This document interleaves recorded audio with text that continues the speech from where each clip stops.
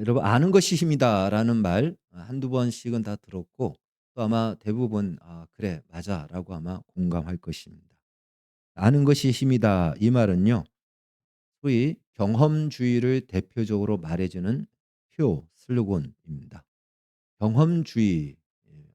경험주의란 말 그대로 경험을 통해서 인정하고 확인하고 아는, 그것을 조금 전문적인 말로 얘기한다면 실험과 관찰을 통해서 확인되어지는 지식만을 사실로 인정하는 것이 경험주의입니다.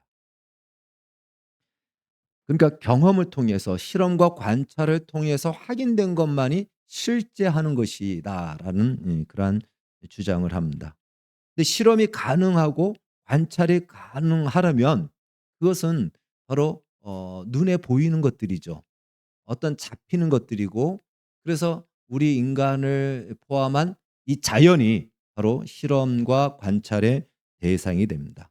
그러다 보니까 자연스럽게 유물론이 이 경험주의에서 나오게 됩니다. 중세가 끝나고 경험주의가 나오면서 르네상스의 꽃을 피우게 되거든요. 그리고 이 유물론 이어서 현대인에게는 진리와 같이 그냥 굳어져 버린 과학주의도 결국은 이 경험주의에서 비롯되었다라고 볼 수가 있습니다. 현대인들은 모두 이 과학주의식 교육을 원튼 원하지 않든 다 받았기 때문에 현대인들의 사고의 모든 판단의 기준은 전부 다 경험주의에 기초를 하고 있습니다.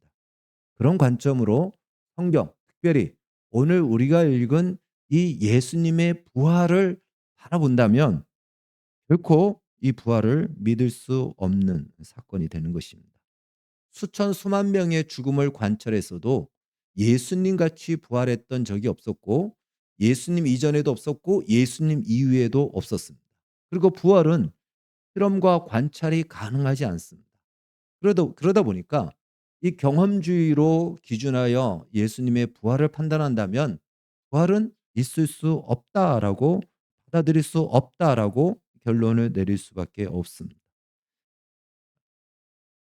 그러니까 이 경험주의의 맹점이라고 할 수 있고 단점이라고 할 수 있는 것이 무엇인가 하면, 경험되지 않으면, 다시 말해 실험과 관찰이 되지 않으면 그것을 아예 없는 것으로 판단한다라는 거예요. '존재할 수 없다.'라고 판단을 한다라는 것입니다.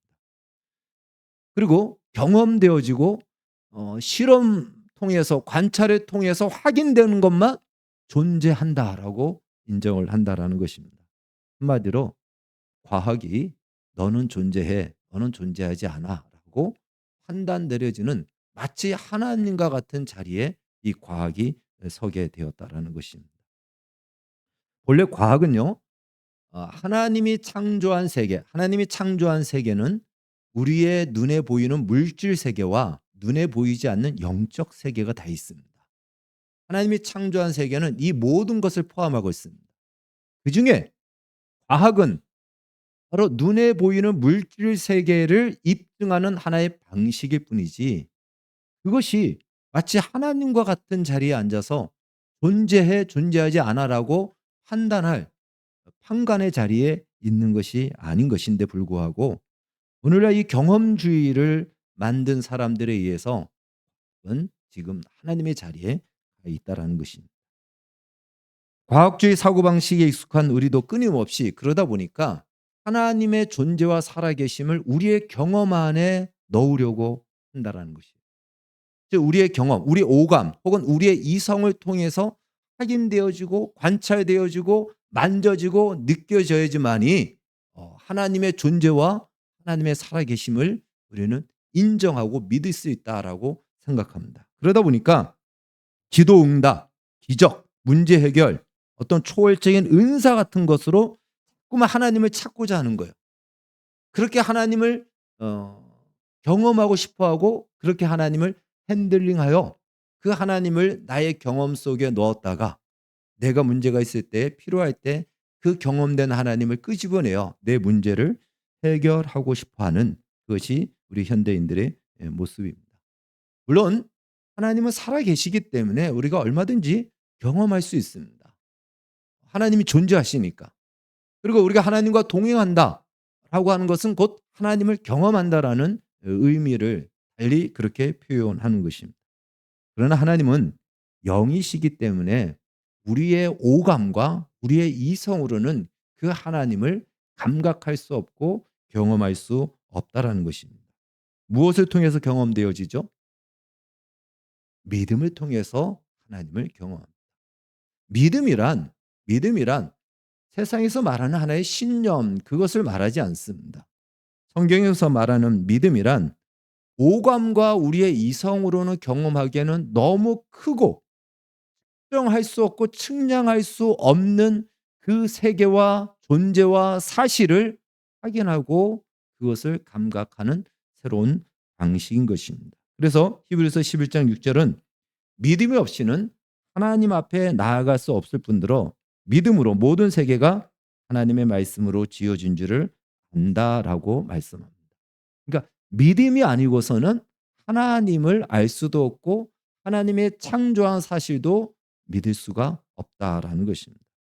사실 세상에서도 이런 경우가 사실 비일비재합니다. 엄밀히 따져본다면 경험주의로 이성주의로 과학으로 설명할 수 없는 일들이 사실 너무나도 많이 있습니다.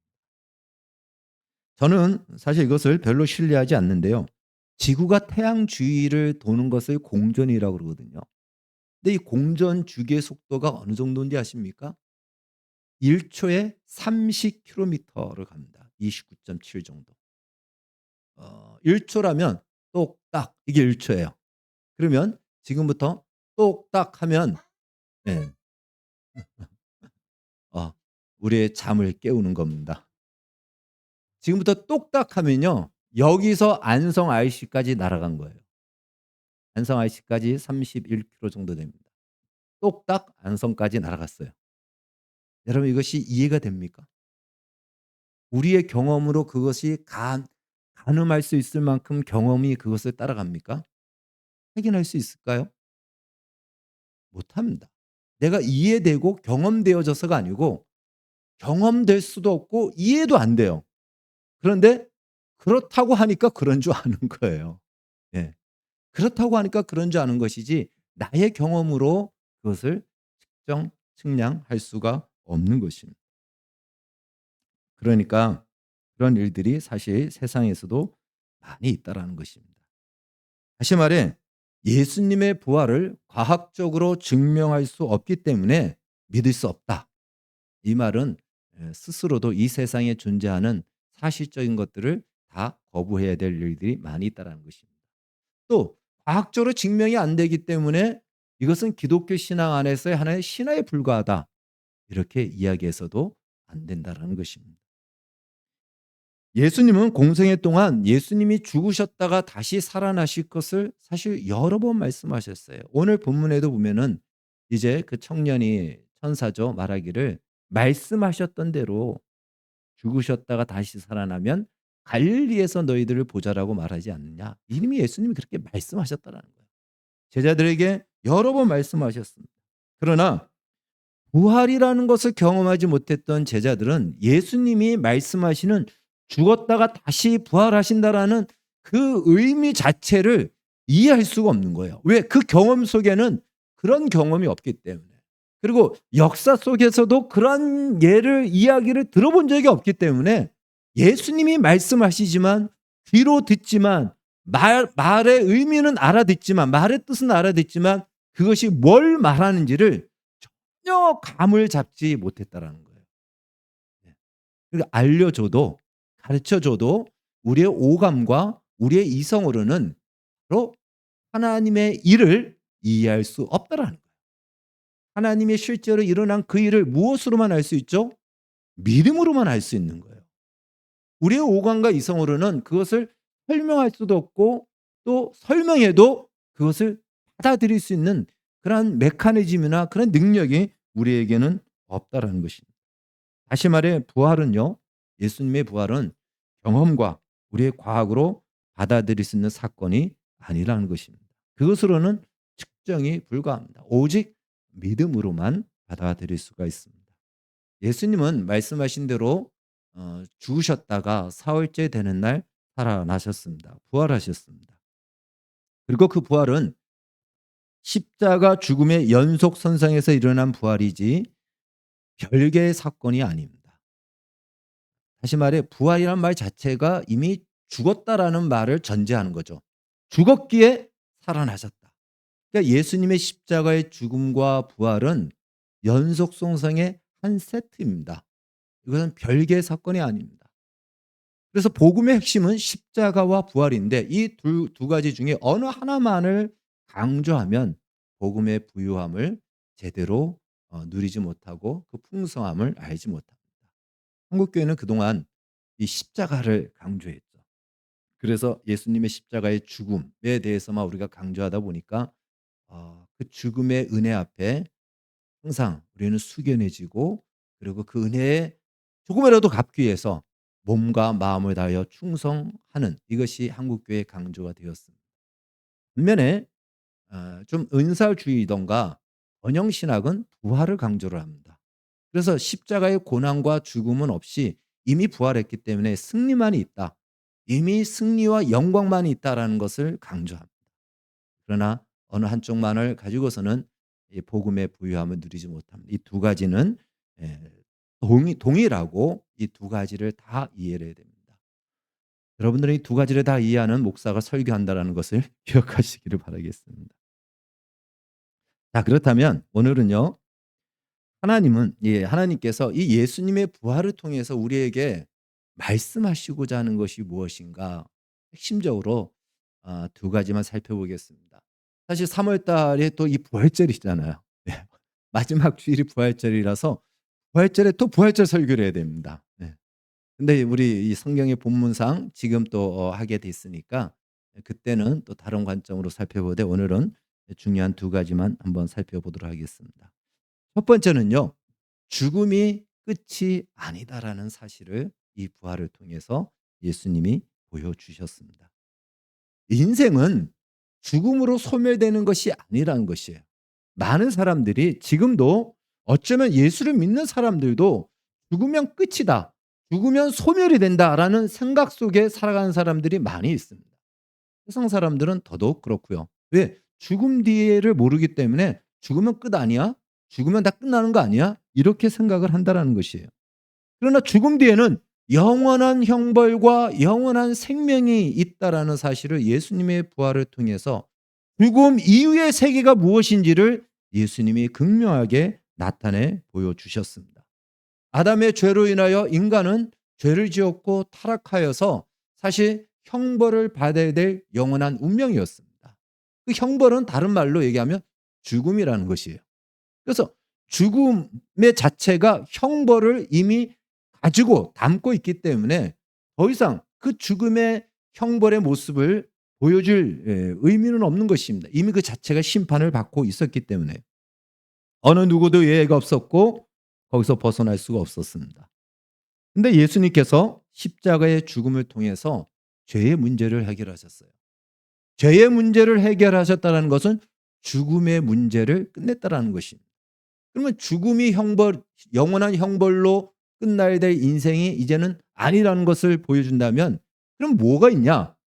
그랬을 때 바로 영원한 생명, 영생이 있다라는 것을 예수님은 부활을 통해서 그것을 입증하셨고 나타내 보이셨습니다. 그러니까 죽음만이 영원한 운명이었는데 아니 죽음이 아닌 새로운 세계가 있다라는 거예요. 그 세계는 인간들이 일찍이 경험할 수도 없고 들어보지도 못했고 알지도 못했죠. 이미 죽음의 운명 속에 있었기 때문에. 근데 그 새로운 세계, 바로 영생의 세계, 영원한 세계가 있다는 것을 예수님의 부활을 통해서 죽음이 끝이 아닌 그 뒤의 세계가 이런 세계가 있다는 것을 확실하게 나타내 보이셨다는 것입니다. 그렇기 때문에 꼭 여러분 중에 죽으면 끝 아니야? 죽으면 다 끝나는 거 아니야? 라고 하는 마치 이 소멸론, 죽음으로 모든 것이 끝난다라고 하는 소멸적인 생각을 가지고 있다면 버리셔야 됩니다. 그거는 성경적이지 않고 그건 거짓입니다. 마귀가 우리에게 죽으면 끝이야. 죽음 뒤에 영원한 형벌이 있는 걸 알려주면 사람들이 더 불안할까 봐 그래서 죽지 않으려고 살 길을 찾아서 예수를 더 많이 믿겠죠. 그러면 그래서 죽으면 끝이야라는 이 거짓된 사상을 세상 사람들에게 퍼뜨린 거죠. 또 죽음 뒤의 세계를 모르기 때문에. 혹은 그냥 죽으면 끝이 아니고 죽음과 삶은 계속하여 반복하여 끊임없이 윤회하고 있어라고 하는 이러한 자연주의적 세상도 생각도 사실은 버려야 됩니다. 이 두 가지는 다 기독교적이지 않은 생각이고 성경에서 말하는 죽음이 아닙니다. 성경에서 분명히 말씀합니다. 죽음 뒤에 영생이 있고 영벌이 있다. 그 영생의 실체가 예수님의 부활을 통해서 우리에게 나타내 보여주신 것입니다.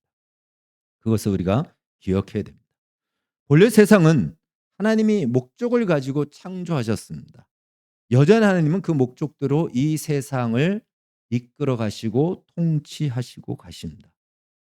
그러니까 세상이 아무 목적도 없이 그냥 무의미하게 반복되어지는 순환 속에 윤회 속에 끊임없이 봄, 여름, 가을, 겨울이 그냥 똑같이 돌아가듯이 그렇게 돌아간다라고 생각해서는 안 된다라는 것이에요. 그러한 세상의 환경이지만 시간은 직선으로 흘러가고 있다는 거예요. 시작이 있고 과정이 있고 끝이 있는, 다시 말해 목적을 향해서 하나님은 세상이라는 환경, 우리가 살아가는 바로 삶의 그 컨텍스트라고 할 수 있는 우리의 상황과 환경, 그것은 매일 똑같지가 않거든요. 봄, 여름, 가을, 겨울은 우리가 보기에 똑같아 보이지만 우리의 인생은 매일 같은 날이 같은 날인 것 같지만 똑같은 날은 하루도 없습니다. 매일같이 그날의 컨디션도 다르고요. 만남도 다르고요. 다릅니다. 다르게 시간은 지금 지나가고 있는 것이죠. 그 모든 환경과 그 모든 컨텍스트를 수단으로 삼아 하나님은 우리의 인생을 끌고 하나님이 목적하는 대로 지금 이끌어 통치하여 가고 있다라는 것입니다. 그래서 별 볼 일 없어 보이는 우리의 인생이 별 볼 일 없는 인생이 아니고 지금 하나님이 허락하시고 이끌어 가시는 과정 속에 있는 우리의 인생이라는 사실이에요. 그 목적과 그 결과가 어디입니까?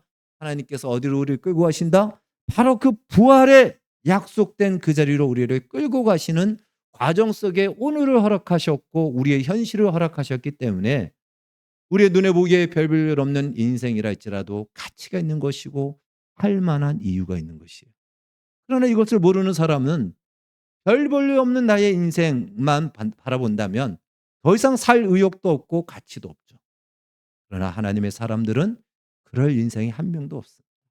아무리 열악한, 아무리 최악이라고 하는 그것도 하나님이 허락하셔서 끌고 가는 과정 속에 주는 것이지 그것이 우리의 영원한 운명으로 멈추는 것이 아니다라는 사실입니다. 그럼에도 불구하고 우리는 이 하나님의 목적에는 사실은 별로 관심이 잘 없죠. 그래서 당장 우리의 현실의 문제를 해결해 주고 보이는 이 세상에서 남부럽지 않게 사는 것이 우리의 소원이에요. 그리고 우리 하나님 앞에 그렇게 요구하기도 하고 기도하기도 합니다. 그러나 하나님은 그러한 우리의 요청을 사실 잘 들어주지 않으십니다. 외면하시는 것 같아요. 그것은 신자는, 하나님의 백성은 그 정도에서 멈추고 안주해서는 안 될 존재이기 때문에 그렇습니다. 성경은 이렇게 얘기합니다. 우리는 장차 예수 그리스도와 함께 하나님 나라의 기업을 이어갈 후계자라고 얘기합니다. 로마서에서 그걸 말씀하고 있어요. 우리에게 그렇게 말씀합니다. 너희는 장차 예수님과 함께 하나님의 나라를 이끌어가고 경영할 후계자, 후사라고 말씀하고 있거든요.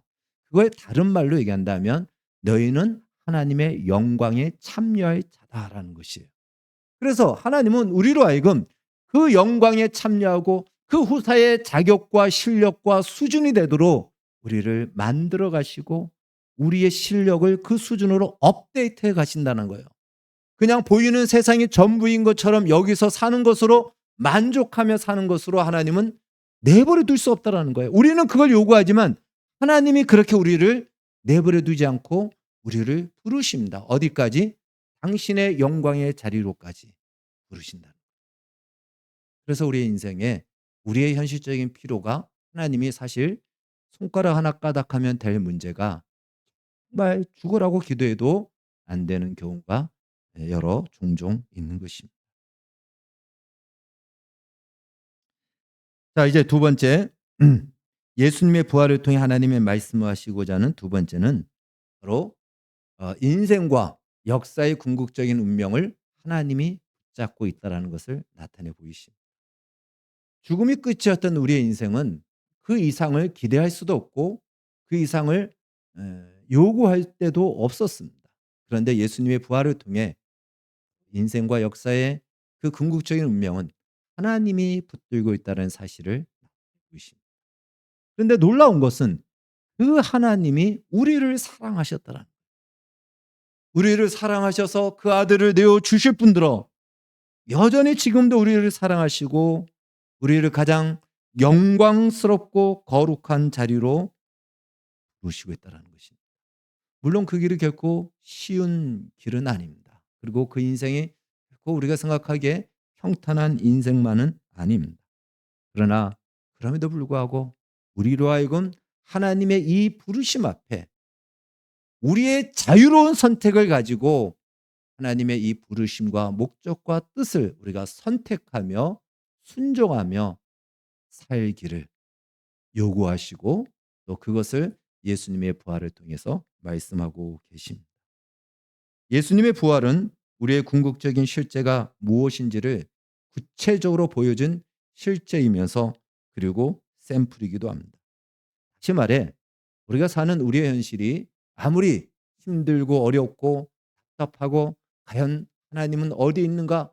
누군가 내 주변에 있는 사람이 네가 믿는 하나님은 도대체 어디 있느냐? 왜 내 기도를 들어주지 않느냐? 왜 너의 인생은 그 모양이냐라고 그렇게 핀잔을 줄 만한 인생이라 할지라도 너의 결국은 너의 인생은 마침내 이 부활이라는 영광과 승리로 끝날 것을 우리에게 약속하고 있다라는 것입니다. 그 자리에 이를 것을 약속하고 보장하는 것이 바로 예수님의 부활인 것입니다. 그렇기 때문에 당장 너희가 겪는 현실의 어려움 때문에 너희의 소중한 인생을 섣부르게 판단하여 세상 요구에 너희의 인생을 내어주지 말라는 것입니다. 너희는 결코 지금은 가난하게 보일지 몰라도 가난하지 않다라는 것이에요. 그 가난한 현실을 하나님이 지금 허락하신 거예요. 마치 무대 속에서 가난한 자로 내가 출연하여서 그 가난을 연출하며 연기하며 가난 속에서 어떻게 살아내야 되는지를 우리를 하여금 훈련시키는 겁니다. 그 가난 속에서 세상의 요구를 쫓아 세상의 부를 쫓아가는 것이 아닌 세상의 부와 상관없이 하나님의 뜻을 쫓아가고 선택하기를 우리에게 그것을 지금 허락하시고 요구하고 있다는 것입니다. 우리는 실패하는 것 같지만 결코 실패하지 않으며 허무한 인생으로 끝나지 않을 것이며 무의미한 인생으로 너의 인생이 마무리되지 않을 것을 말씀하시고 약속하신 것이 바로 예수님의 부활입니다. 따라서 너희는 이미 하나님께서 자신의 아들을 내어주고 값을 치르고 사셨던 하나님의 자녀요. 하나님의 형상이라는 것을 말씀하시면서 지금 너희 현실은 만족할 만한 현실이 아닐지라도 그것은 하나님이 일시적으로 허락하신 무대와 같은 그 자리에서 너희가 궁극적 운명이라고 바라봐야 될 것이 보이는 현실이 아닌 약속하고 보여주신 바로 그 부활이 너희의 궁극적 운명이라는 것을 믿으라는 것입니다. 그 속에서 그러한 인생 속에서 그러한 현실 속에서 하나님이 우리를 어떻게 사랑하셨는지 하나님의 그 사랑을 나타내 보이는 것이 그것이 오늘 우리가 살아가야 될 삶의 이유인 것입니다. 하나님의 사랑이 어떻게 우리에게 나타냈는지 아무도 하나님을 인정하지 않는 그 속에서 하나님의 사랑을 너희가 나타내 보이라는 거예요. 그걸 달리 얘기한다면 하나님이 내가 너희를 사랑한 것 같이 너희도 나를 사랑하는 것입니다. 그럼 우리가 하나님을 사랑한다는 것은 글쎄요 그렇게 얘기한다면 또 하나의 그것이 짐으로 여겨질 거예요. 부담으로 여겨질 겁니다. 그러나 하나님이 내게 베푸신 사랑이 무엇인지를 나의 인생 속에서 그 사랑을 보이며 증거하며 그 사랑을 내가 버릴 수 있으면 버리십시오. 그 사랑이 너무나도 가볍다면 외면하십시오. 가치가 없다면 그냥 눈을 감아 버리십시오. 그러나 우리가 받은 사랑이 그런 사랑입니까? 하나님이 우리에게 베푸신 사랑이 어떤 사랑입니까? 결코 이 세상과 타협할 수 없는 사랑이요. 심지어 목에 칼이 들어와도 나는 그 사랑을 그분의 뜻을 포기할 수 없기에 그 뜻을 쫓아가겠습니다. 그것이 순교로 이어지는 겁니다.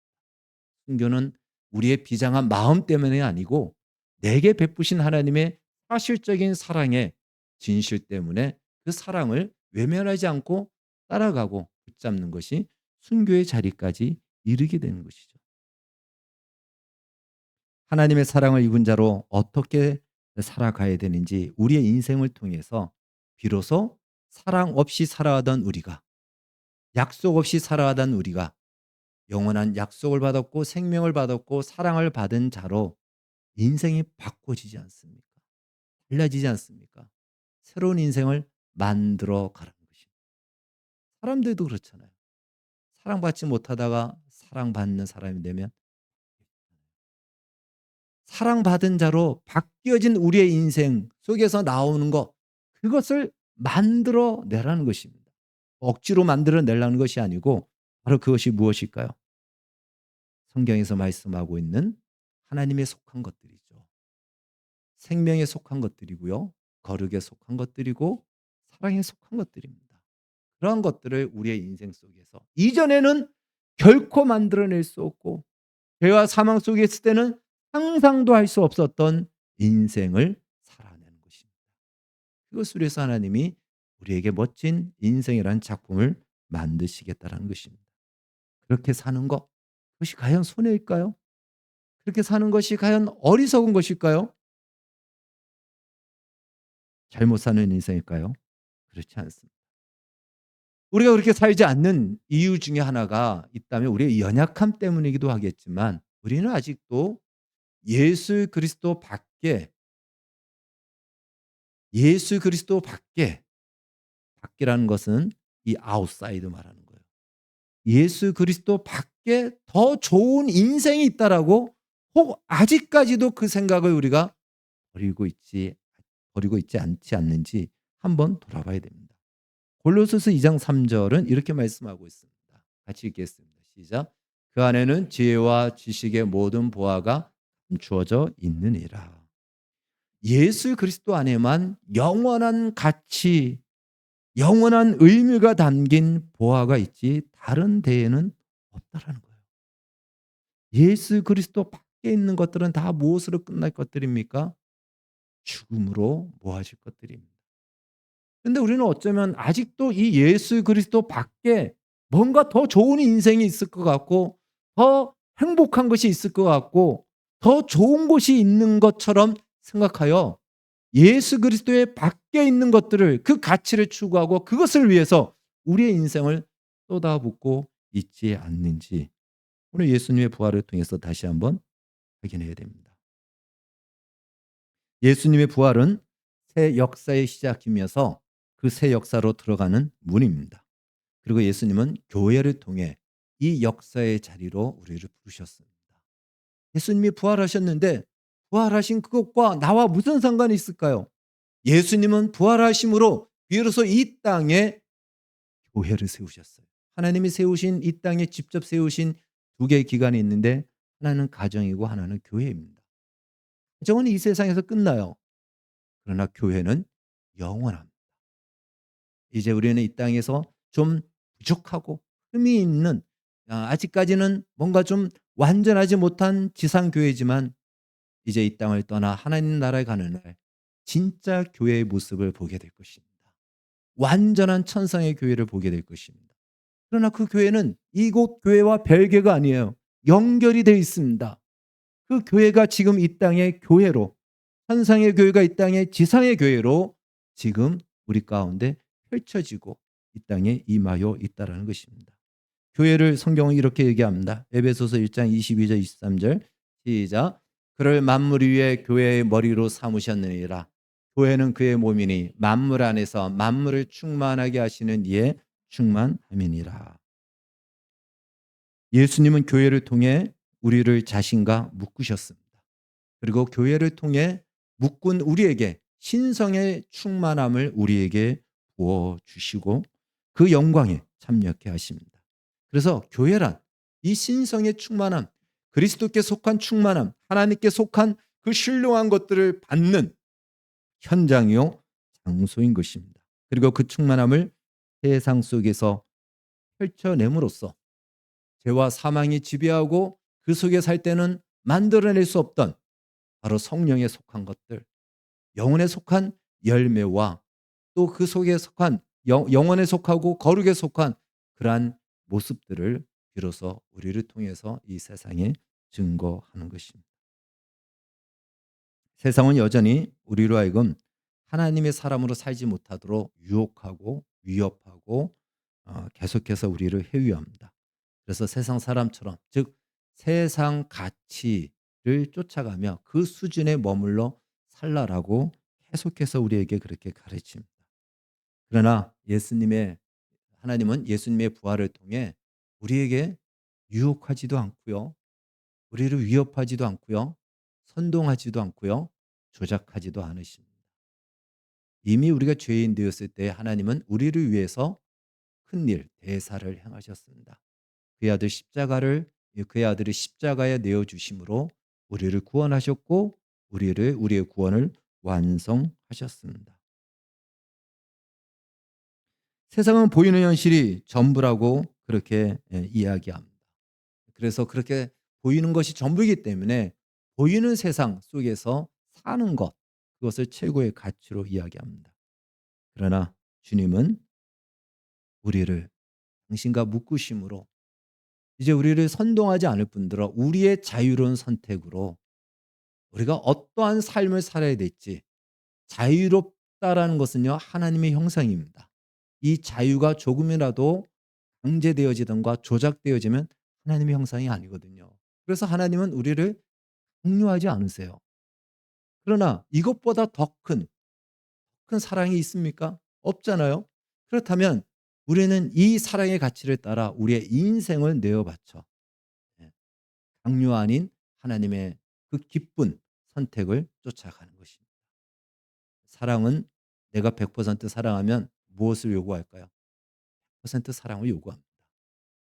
100% 사랑을 주는데 100%의 사랑을 받지 못하면 그 사랑은 만족스럽지가 않겠죠. 하나님의 사랑을 우리에게 베풀어 주셨다면 우리가 그를 그렇게 사랑하기를 그래야 하나님도 기뻐하시고 만족하시겠죠. 그러나 그것은 우리에게 어떤 강요가 아닌 우리의 자원한 자발적 선택으로 그렇게 나아가라고 하는 것입니다.